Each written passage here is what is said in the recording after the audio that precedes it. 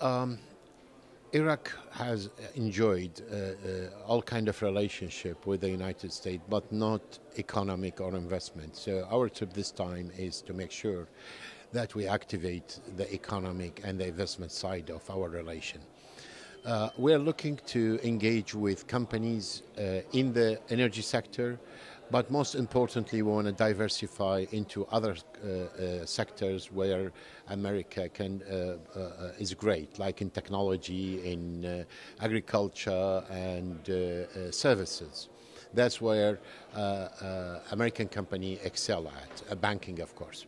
So this time we are looking to do mutual investment, Iraq and the Americans, Iraqi and Americans, starting with a number of projects, and some of them will be signed tomorrow. Well, in the energy sector, there was a lot of investment. Some of them pulled out, they sold out, but I don't have a specific figure. But mainly until now, the investment has been in the energy sector. Specifically, after some of them left the country, I don't know really how much is left. But there are 108 companies do trading with Iraq.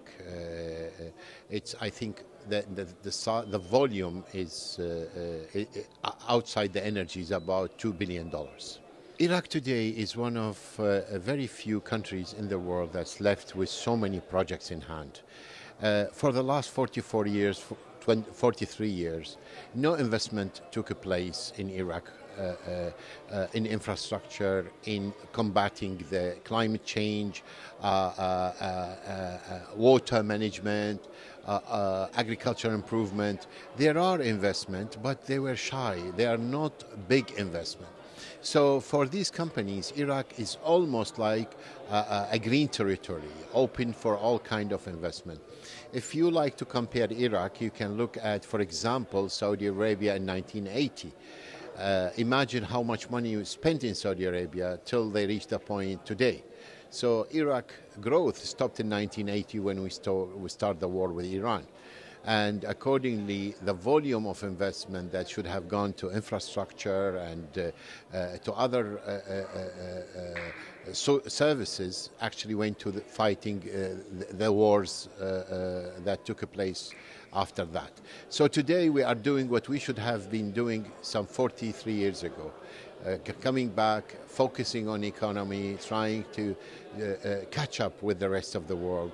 Especially we missed two important changes in the world. The computer and the IT revolution in the 80s, and the internet and the knowledge revolution in the 2000s. So now we need to play a very, very big catch-up game. Our population, 60% is below 30. And this is basically what the IT companies look for, talent, pool of talents. And Iraq is full of it. And when I say Iraq, it's whole of Iraq. That's a starting point. That's where India started in the late 70s. And look, today India is exporting billions and billions of dollars when it comes to IT.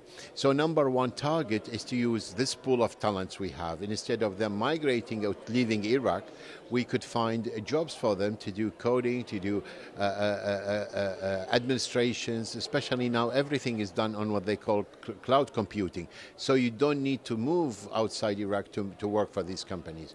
So this is number one. Number two, Iraq is considered one of the least automated countries in the world. And that's including the south, the north, and on the index we actually way behind the world.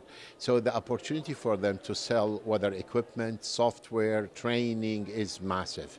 Now they realize they can't do it all from abroad, so they will have to come and engage with us, especially if the government of Iraq and the government of KRG put together an incentive program for them to move. No, Iraq is made of Kurdistan, center, and south. That's Iraq. So we are looking into Iraq. We are a federal government and we look into Iraq. And wherever it happens in Iraq, it's part of Iraq.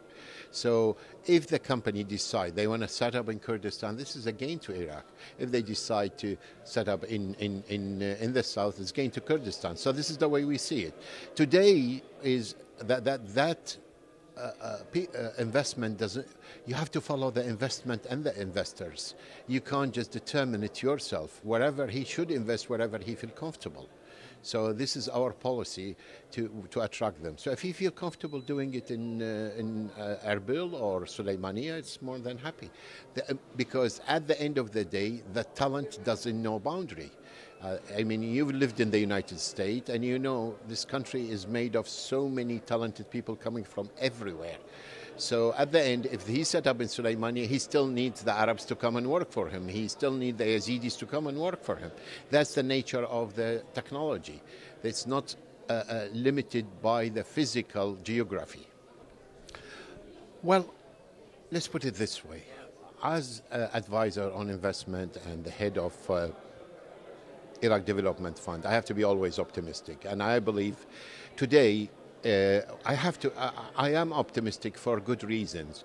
For the last 1 year and a half, we actually achieved a lot in terms of security, in terms of internal agreement between the various components of the political system. We enjoyed peace and prosperity, and most importantly, we achieved something that's not been done before. We restored hope to a lot of people. That's why you can see investment, local investment is popping up everywhere. You come now to a lot of cities, you find the cranes working. We actually now importing a lot of construction material because we don't have enough production. So I am very positive that we will start seeing movement toward Iraq, not necessarily in hundreds now, but definitely it is there. Especially there is a big Iraqi community in Michigan, and they are doing very, very well. So probably we rely on our people first to move back with their investment. But there are a lot of companies. I'm meeting 3 or 4 of them tonight. They are very keen to do investment in Iraq. The reason is close to manufacture, close to the market, and it saves it makes it more predictable with the change in shipping. And you know, the United States and Iraq is quite far, and there are no cheap shipping lines. So there are a lot of reasons why they are interested, and of course a huge improvement in security.